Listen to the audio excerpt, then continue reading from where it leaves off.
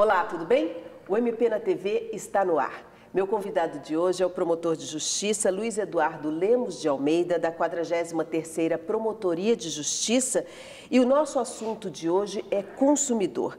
Quando a gente fala em consumidor e Ministério Público, a gente fala do direito coletivo. E eu quero entender melhor com o meu convidado de hoje que diferença tem esse direito do consumidor com o Ministério Público e o PROCON, por exemplo, que é uma outra instituição que cuida do consumidor. Tudo bem, doutor? Tudo bem, Valéria. Seja bem-vindo ao MP na TV. Muito obrigado, eu que agradeço a oportunidade. Fico muito feliz de tê-lo aqui, até para a gente entender melhor, assim, quando se fala de Ministério Público, não se lembra muito do consumidor, né, doutor? Geralmente, você pensa em consumidor, você pensa no PROCON. É a primeira instituição que se pensa, né? Realmente, você está coberta de razão. É uma área diferenciada, né? Quando se pensa em improbidade administrativa, em corrupção, vem à mente do cidadão comum o Ministério Público, né? Quando se pensa em dano ambiental, igualmente o Ministério Público é lembrado. Mas se for ao centro da cidade, na rua comercial, e indagar ao cidadão, ao consumidor, o órgão que ele iria procurar em caso de lesão consumerista, vem à mente dele o PROCON. O PROCON. O PROCON tem esse destaque no aspecto de conhecimento. Mas há um trabalho conjunto, na verdade, entre PROCON e Ministério Público. É um trabalho paralelo e conjunto. Paralelo no seguinte sentido: o PROCON dá um tratamento administrativo às questões que chegam lá.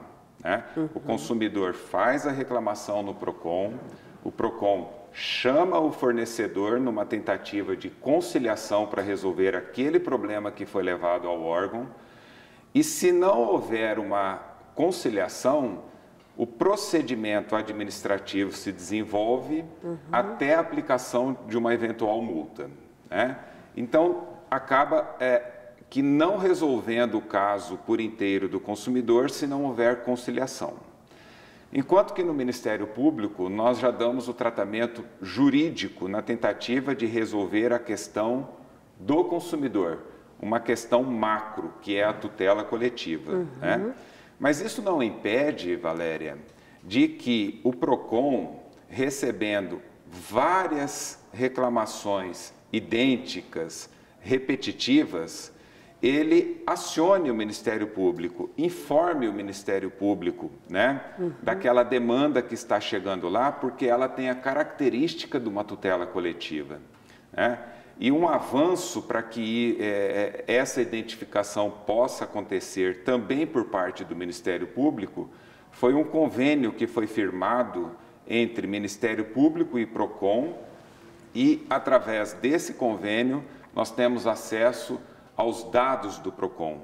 Então, nós podemos examinar quais as reclamações que chegam àquele órgão. Consegue fazer uma parceria, né, doutor? Perfeito. Com informação, Perfeito. Então, embora o consumidor continue procurando o PROCON, o que não há nenhum problema nisso, nós estamos da promotoria, sem sair da promotoria, sem sair do gabinete, nós estamos verificando quais são as reclamações, quais são os fornecedores que são mais reclamados, que estão no topo do ranking de reclamações, e dali nós conseguimos extrair aqueles dados, os extratos das reclamações, e começar um tratamento jurídico na busca de uma defesa coletiva.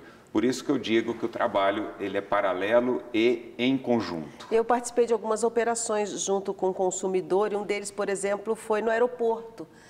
Quando havia muita reclamação a respeito de bagagem, esse peso de bagagem, e uma briga muito grande ali do consumidor com a Infraero na hora de conseguir pegar seu voo. Eu lembro que nós participamos junto com o PROCON ali e outras instituições, né, doutor? Isso, esse trabalho ele foi desenvolvido em razão de uma blitz que foi feita no aeroporto de Campo Grande, mas não só no aeroporto de Campo Grande, nos aeroportos do Brasil todo, nos principais, Então foi marcado um dia e houve esse trabalho conjunto entre PROCON e Ministério Público, Então, essas operações elas ocorrem, né?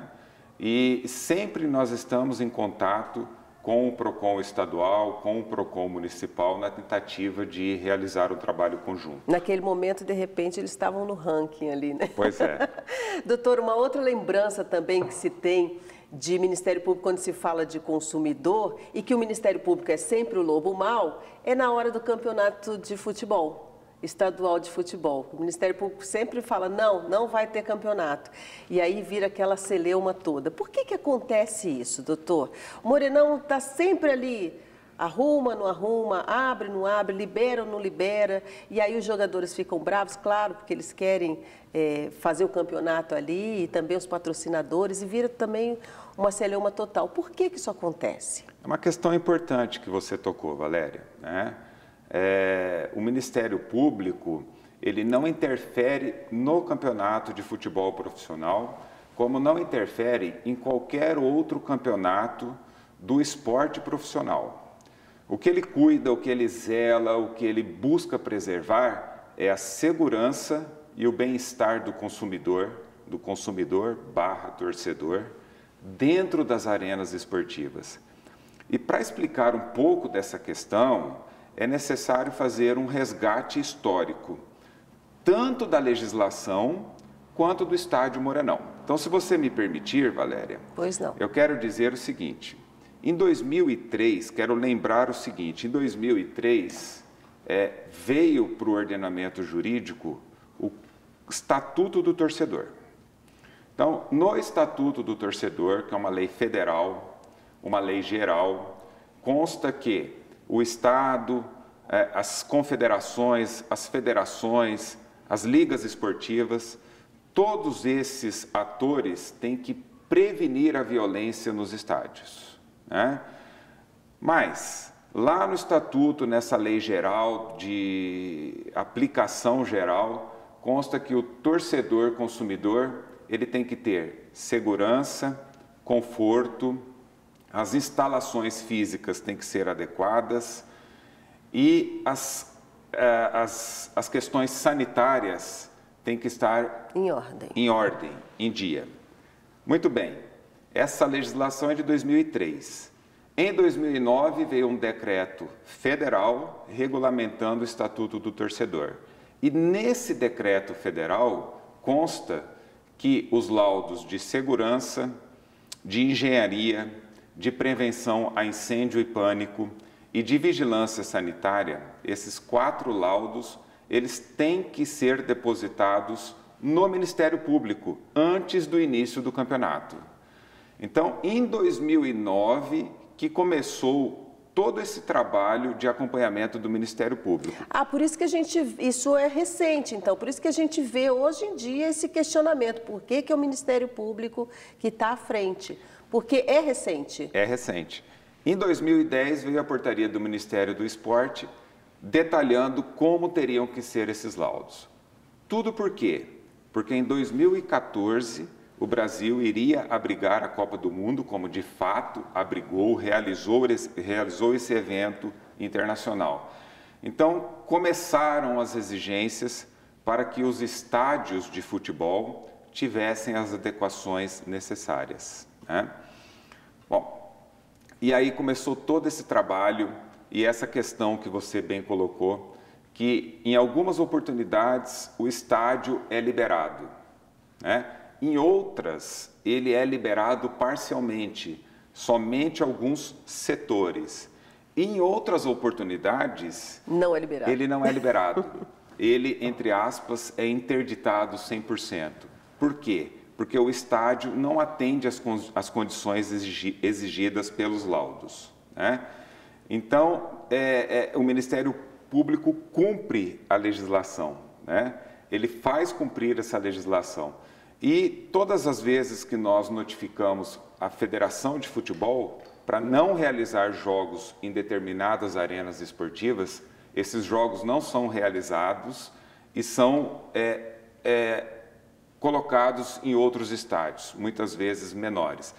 Então, nós vivemos em Mato Grosso do Sul, particularmente, um círculo vicioso. Eu ia questionar exatamente isso, porque o campeonato acontece todos os anos. E assim, parece, a impressão que dá é que eles só se interessam pelo assunto 15 dias antes. Porque é sempre 15 dias antes que começa, mas a gente não tem condições de arrumar. Mas não se passou aí 6 meses? Não tem uma diferença aí entre um tempo de um campeonato e outro que poderia estar trabalhando no Morenão, tá pelo menos ajeitando o Morenão para ter esse campeonato? É uma realidade, né? Não é? É uma realidade, sempre falta um guarda-corpo, né? É um hidrante que não está funcionando, um banheiro que não está adequado, e aí, na véspera, antevéspera do campeonato, do início do campeonato, começa todo um trabalho corrido, né, para resolver aquela questão. E isso é prejudicial ao esporte e é prejudicial ao torcedor, porque ele não sabe se aquele jogo vai acontecer realmente naquele estádio. E às vezes a pessoa vai com a família, né? Quer ir com o filho, criança pequena. Como é que vai para um lugar que não dá segurança, né, doutor? Essa é a preocupação maior, né?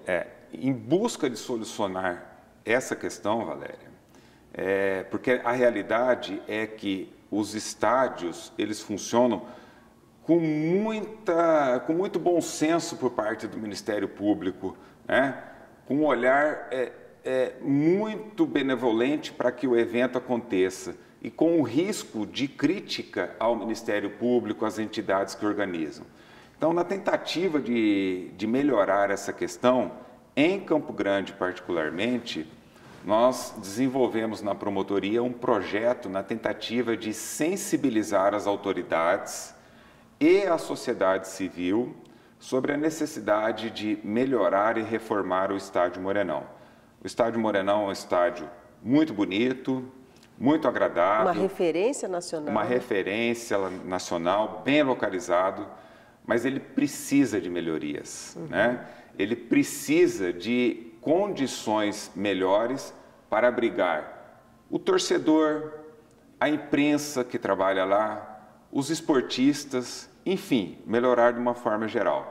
E nós estamos conseguindo sensibilizar o governo do estado, que coisa boa, a Universidade Federal, tanto o governo estadual quanto a Universidade Federal estão com esse propósito de reformar e melhorar o estádio para que saia daquele círculo vicioso, né, de um estádio ruim, de um campeonato ruim, de um futebol ruim, né, de um público ruim, muito Isso ajuda baixo, a autoestima do próprio jogador, né, doutor? Muito baixo público, né?